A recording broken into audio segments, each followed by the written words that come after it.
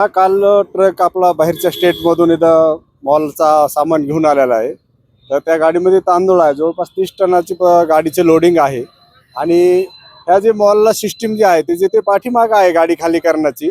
आणि मॉलचं मॅनेजरचं पण भेटलं होतं मला जागा मालकाच्या रात्री. मी मॉलला खरेदी करण्यासाठी आलतो, त्यावेळेस तो गोंधळ पाहिला मी विचारणा केली, हो काय काय हा प्रकार आहे, हा ट्रक व्यवसाय आमचा बी असल्यामुळं आणि संघटनेत असल्यामुळं मग ती विचारणा केली. असं ते म्हणलं समोर काय गाडी खाली करण्याचा नेम नाही आमचा.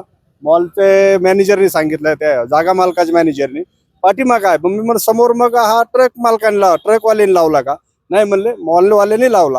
तर ही जी नालीवर आहे ते नाली कच्ची आहे आणि एवढी लोडिंग काय पाठीमागे जात नाही. हे मॉलवाल्याचं काम होतं.